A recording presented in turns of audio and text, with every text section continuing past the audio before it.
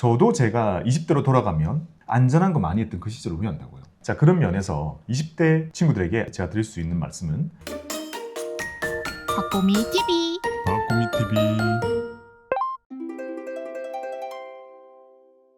안녕하세요, 박보미입니다. 댓글 챌린지 고민 상담 이 시리즈는요, 제가 요새 많이 바쁜 관계로 지금 깨님님께서 생생하게 전해주시는 이 사연에 대해서 제가 떠오르는 대로 이렇게 말씀을 드리면서 우리 함께 고민을 해결해보는 그런 코너입니다. 자, 오늘의 사연 한번 들어볼까요? 권진희 님이 적어주셨고요. 박보미님 덕분에 많은 공부를 하고 또 많은 도움을 받고 있어서 항상 감사합니다. 봐주셔서 감사합니다. 혹시 연금 시리즈는 아니지만 요즘 20대 초반 군대를 다녀온 청년들을 위한 안전한 투자 방법도 알려주셨으면 합니다. 요즘 군 제대 시 복무기간 동안 부은 적금을 통해서 보통 1,500에서 2천만 원의 목돈을 받을 수 있다고 알고 있습니다. 대부분이 학생 기간 동안 부모님께 용돈만 받던 아이들일 거라 저금, 투자에 대해서는 지식이 없는 아이들이 많을 거라 생각합니다. 군 제대 후 큰 목돈을 받고 이 돈을 어떻게 저금, 투자, 활용하면 좋을지 설명 및 추천해 주시면 많은 청년들에게 도움이 될 거라고 생각합니다. 특히 남자 청년의 경우 이것부터 시작으로 경제관념, 안전한 투자, 노후 준비 등의 시작이 될 테니 박보미님의 조언이 꼭 필요할 거라 생각합니다. 부탁드립니다. 네, 사연을 들어보고 떠오르는 게 몇 가지 있습니다. 말씀드릴 수 있는 게 몇 가지 있는 것 같아요. 자, 일단 우리 진희님은요, 어머니셨어요. 맞아요. 20대는 이런 질문을 하지 않아요. 그쵸? 딱 봐도 그냥 자식 걱정 아니에요? 네, 일단 엄마의 바이브가 나왔단 말이에요. 이렇게 투자에 대한 지식이 없는데 그동안에 용돈만 받다가, 그러니까 용돈은 절대 투자하지 않잖아요, 우리. 그쵸. 그건 어쩔 수 없죠. 근데 그렇게 작은 돈만 받다가 나이가 차니까 군대를 갔는데 취업한 것도 아닌데 일종의 취업을 한 것처럼 100만 원씩 150만 원씩 나중에 제대 직전에는 거의 200 가까이 나오는 것 같아요. 그 정도면 옛날에 장교 월급이거든요. 그렇다더라고요. 그래서 요즘 장교를 잘 안 간다고.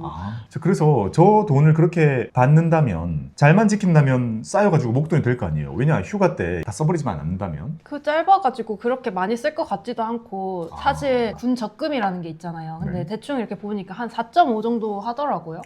그래서 그래요? 한 1, 2년 동안 4.5의 적금 이율로 모으면 뭐 쓴다고 해도 1,500에서 2,000 정도는 모아서 나올 수 있지 않을까. 근데 이제 나오면 그래도 20대 초반이잖아요. 그 관리를 또 어떻게 할지 부모 입장에서는 걱정이 되죠. 자, 하나씩 볼게요. 근데 저 먼저 떠오르는 것, 어머님의 사연 중에 첫 번째, 20대에게 알려줄 안전한 거 알려드렸어요. 안전한 거. 자, 여기서 저는 이거 어머니시구나. 봐봐요. 안전하다는 게 뭐겠어요? 이거는 돈이 완전히 없어지는 걸 본 사람들만 할 수 있는 얘기인데, 자, 우리가 2021년에 주식이 급등했습니다. 자, 22년에 하락했고 23년 하락했고 24년도 옆으로 기다시피 해서 25년에 지금 급등했습니다. 자, 이 기간 동안 사람들이 배운 건 주식이 돈을 잃는 거다라고 배운 거라 생각 안 해요. 그러니까 많은 사람들이 동학개미운동 때 21년 때 폭등을 한번 보고 그 다음 옆으로는 막 기고 여러 가지 안 좋은 일들이 있었지만 지금도 이렇게 오른 걸 봤잖아요. 적어도 지금 20대 친구들한테 주식이 장기적으로 우리가 했을 때 잃는 거야 버는 거야 했을 때 버는 거야 라고 얘기를 할 거란 말이에요, 요즘의 친구들은. 자, 근데 20대 친구들한테 추천해줄 안전한 거라고 말씀해 주셨기 때문에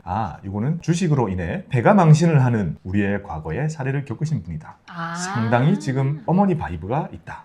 그렇게 해서 추측하신 거구나. 20대 안전한 거 이 매칭이 안 되잖아요. 왜냐면 20대는 안전하면 안 되고요, 20대는 공격적으로 해야 안전해지는 거를 배우는 셈입니다. 저는 채널을 통해서 정말 다양한 안전자산들을 얘기하고 있지만, 채권도 얘기하고 뭐 단기 금융상품 등등 많은 걸 하고 있지만, 궁극적으로 20대에게 가장 좋은 금융자산은요, 안전하게 하면서 좋은 자산은 일단 우리가 생각할 때 위험하다고 느낄 수 있는 주식입니다. 주식을 어떻게 하면 안전한가요? 적립식으로? 주식은 적립식으로 또 오래 하면 돼요. 주식도 안전한 자산이라고 말할 수 있는 게 주식입니다. 자, 그렇다면 20대라면 지금 20대들은 아마 140세까지 살 거 아니에요. 진짜 지금 20대는 저 정도 살걸요? 우리가 예상하는 것보다 기술이 더 빨리 발전하고 있습니다, 지금. 자, 그렇다면 120년 동안 앞으로 투자해야 되잖아요. 근데 지금 원금을 지키거나 그렇게 안전한 걸 추구하는 게 완전히 무의미에 가깝다는 거예요. 저도 제가 20대로 돌아가면, 20대까지도 아니다, 제가 30대로 돌아가면 제일 후회하는 게 뭐예요? 안전한 거 많이 했던 그 시절을 후회한다고요. 그 당시에 그게 지키는 건 줄 알았고, 제 성향 자체가 너무 보수적이고 방어적이다 보니까 뭐 할 때마다 너무 보수적으로 한 거예요. 너무 보수적으로. 다른 친구들보다 오히려. 그래서 당연히 큰 손실은 한 번도 본 적이 없죠. 하지만 지나고 나니까 당시에 위험하다고 생각했던 것들을 조금 담았잖아요. 그것들 그냥 다 사고 지치지 않고 지금까지 하면 되는 거였어요.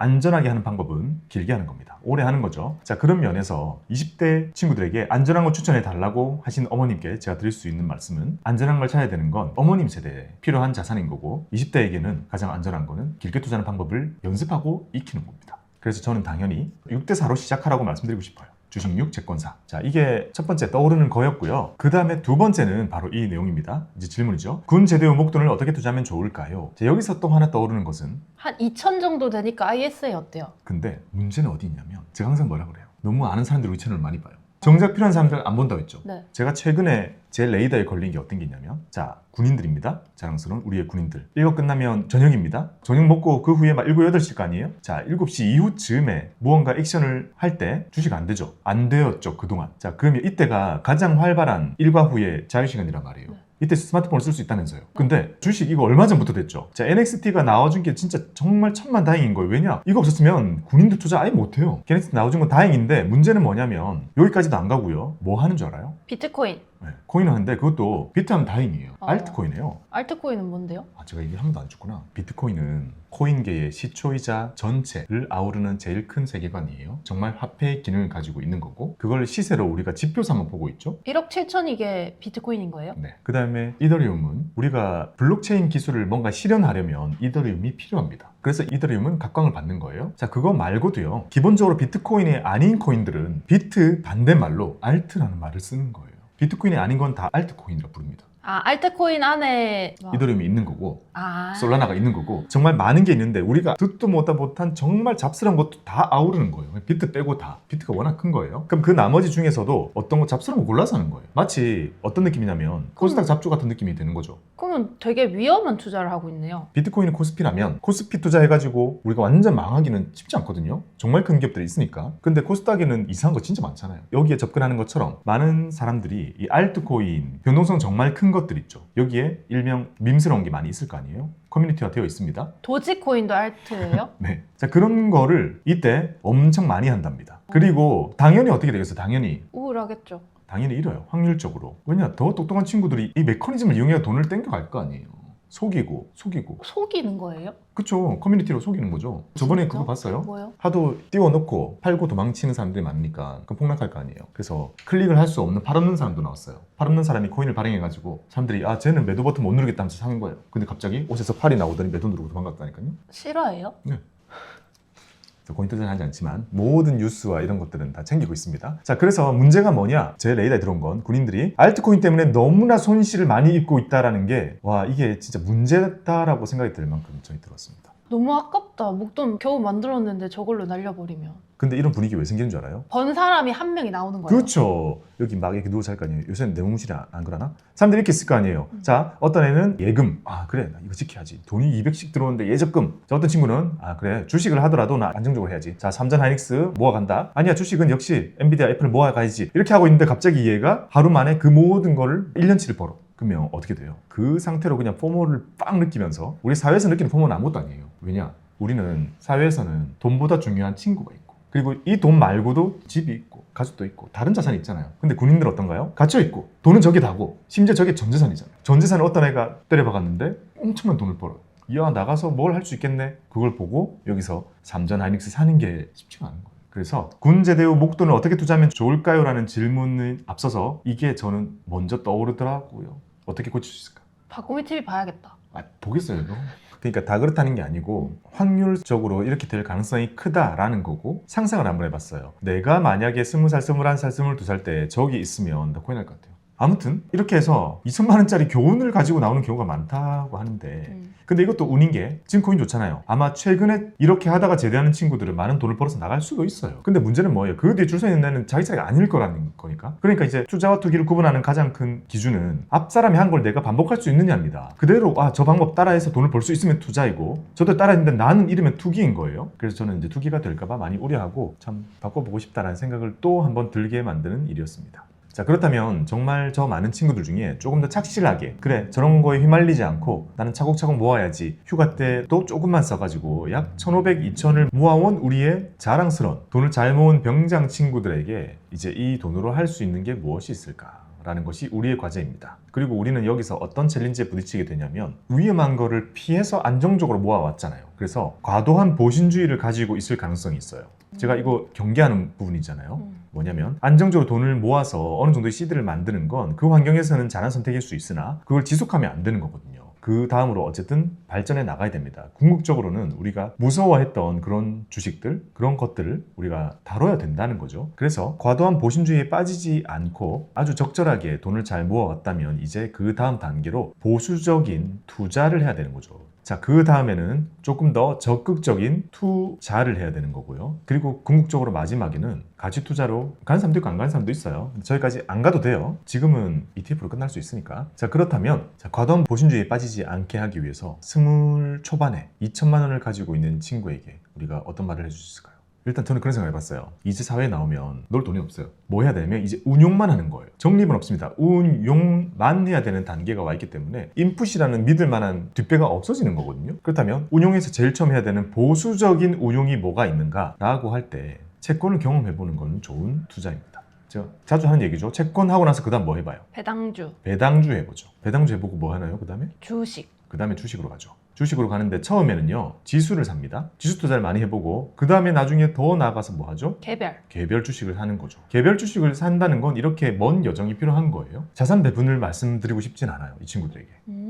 채권을 잘 배우는 게 훨씬 중요하다고 보여집니다. 그리고 나중에 가면 어차피 얘네들 다 합하면 자산 배분이 될 테니까 하나하나를 경험할 수 있는 충분한 많은 시간이 있기 때문에 하나씩 경험해 보셨으면 좋겠고 2천이라는 돈을 모으는 거는 되게 쉬웠어요. 왜냐면 200씩 때려 부으니까 빨리 모이는 거예요. 근데 이때부터는 운용 제대로 하지 않으면 그냥 지켜야지 하면서 예금에다가 2점 몇 프로 이렇게 넣어 놓으면 이제 불어나지 않아요. 1년 내내 2천에 2% 해봤자 40만 원밖에 안 됩니다. 그러니 그거 말고 이제 채권을 담기 시작해야 되죠. 여기서부터 공부를 해보셨으면 좋겠고 지금 기준으로요 국채를 담으면 아마 한 3%대 나오겠죠. 나쁘지 않아요. 그 다음에 여기서 미국 채권 사보면 이제 4%대도 나오겠죠. 이 정도 선에서 더 나아가서 우량한 회사채를 사본다면 5% 정도까지도 찍을 수 있을 겁니다. 요 정도에서 경험을 일단 다 해보고요. 충분히 이 정도로 내가 적어도 동네 새마을금고 금리만큼은 넘는 거를 평생 만들 수 있겠구나 라는 생각이 드신다면 그 다음으로 이제 배당주로 넘어가는 여정을 밟으면 되죠. 자, 스타트 했으니까 이렇게 해보셨으면 좋겠다 라고 말씀드리고 싶고 자, 채권을 공부하는 방법은 여러 가지가 있는데 제일 좋은 게 우리 채널에 만들어 놓은 재생 목록 채권입니다. 유튜브 아무리 뒤져봐도 이게 제일 좋습니다. 자, 이걸로 채권에 대한 공부 다 해보고요. 투자를 하는 거는 ETF로 투자하셔도 되고 개별 채권 투자해봐도 되는데 웬만하면 처음에는 장외 채권으로 이렇게 공부해서 해보시기 바랍니다.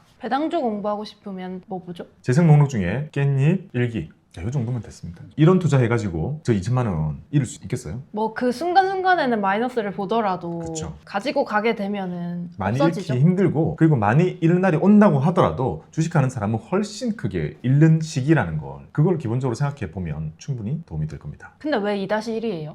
2는 요거였으니까 일단 그 돈을 지키는 게 중요하다. 왜냐? 너무 많이 잃고 있다고 들었거든요. 자, 지켜왔다면 그 다음으로는 이제 채권 해보셔라. 채권을 잘 이해하면 주식은 사실 정보가 많거든요. 채권이 문제가 정보가 너무 없어요. 근데 채권을 이해해야 자본주의 절반을 이해할 수 있거든요. 그런 다음에 배당주라는 건 주식과 채권의 성격을 다 가지고 있는 친구잖아요. 저 즈음에 있는 친구들 이해하기 위해서는 채권이 필요하기 때문에 채권을 먼저 공부해 두신다면 그것만큼 앞으로 써먹기 좋은 지식도 많이 없습니다. 박보미 TV 박구미 TV